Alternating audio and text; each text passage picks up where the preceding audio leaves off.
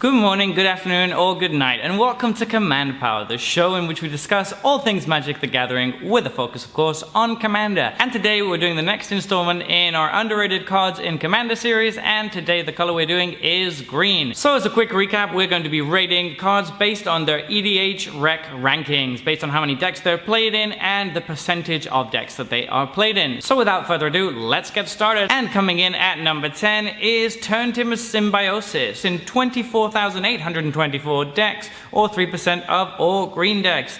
I will never understand how this is only in 3% of all green decks. This is a free roll, basically. It's a land that's coming in untapped, 3 life. Okay, that is a little bit of a cost, but it shouldn't really matter most of the time. And it's just a free spell on the other side, and it's quite a good spell as well. You're getting to look 7 deep into your library and put a card straight into play from there. In any kind of creature-based deck, this should be hitting stuff, and lots of green decks want to go big and go large. It's going to be hitting something big almost certainly, and if it doesn't, you're getting 3 counters on it, so it's going to be decent no matter what you hit. This is an absolute free roll and should be in almost every green deck, not 3%. Next up is Surak the Huntcaller, which is in 4,596 decks, or 1% of all green decks.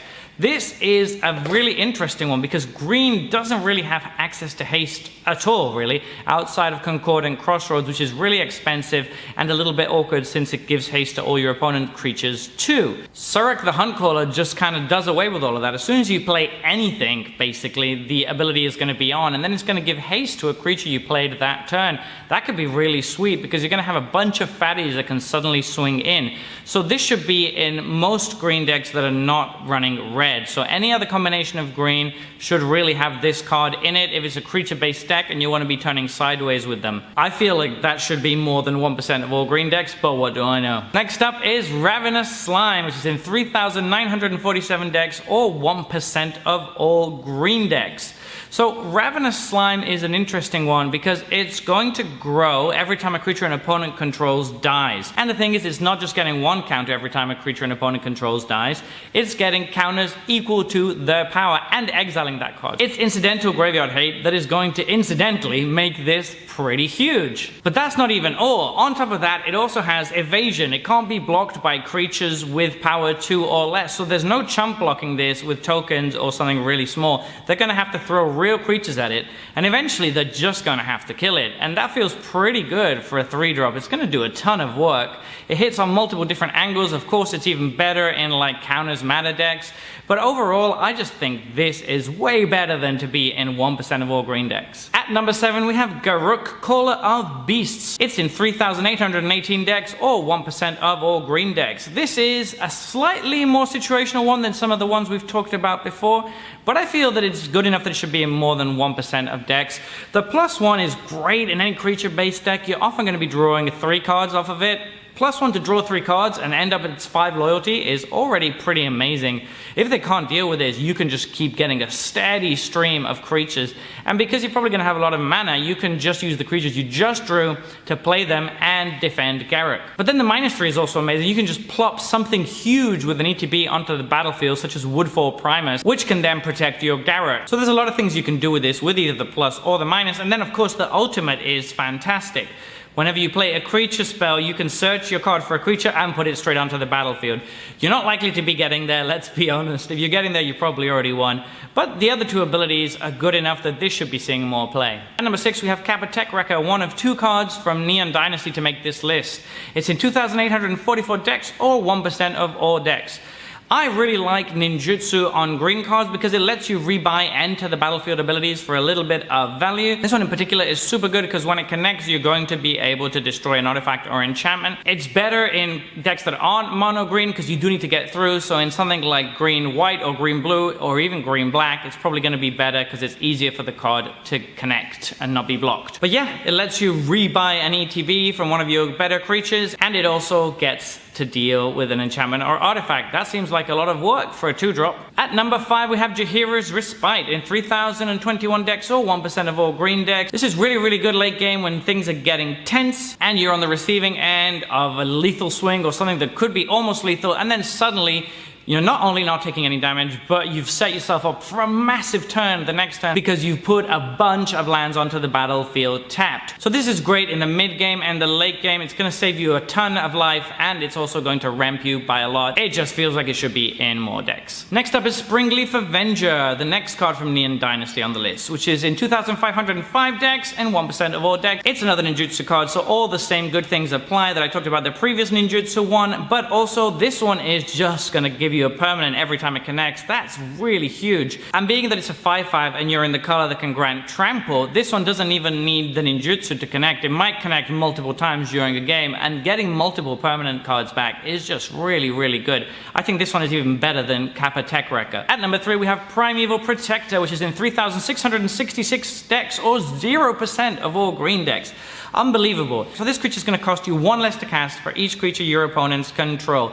Even in a normal sized board, that's probably going to come in for around 5. Assuming they each have 2 creatures, which is a very, very safe assumption, that's going to come down for 5 mana as a 10/10 that's going to buff your entire board with a +1/+1 counter.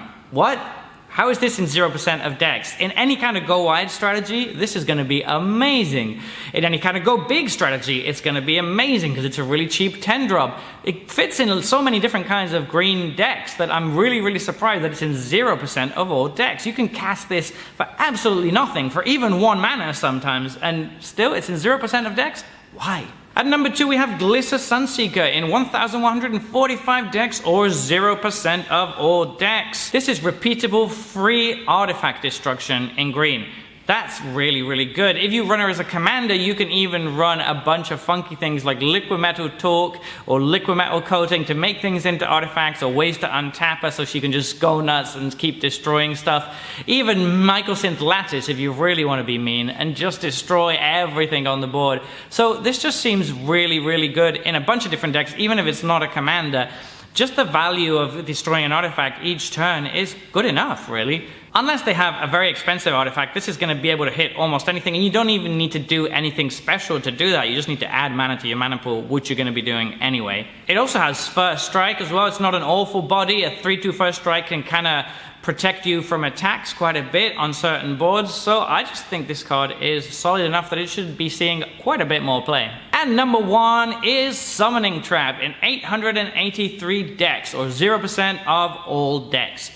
Hear me out, this one may look like it's not that good, but it is surprisingly potent in go big green decks. So, the first thing to be said is it's better if your meta includes a lot of blue stuff. If you're playing a creature deck and you know that your opponents are going to be playing blue and countering your stuff, this is going to be amazing because you're going to be able to play it for 0 and drop a huge fatty from the top of your library almost certainly if you're in a go big green deck. However, it doesn't only do that, you can also just hardcast it. Hardcasting it for 6 at instant speed isn't that bad. It's similar to Turn Timber Symbiosis in that sense, in that you can just look at the top 7 and put something straight into the battlefield.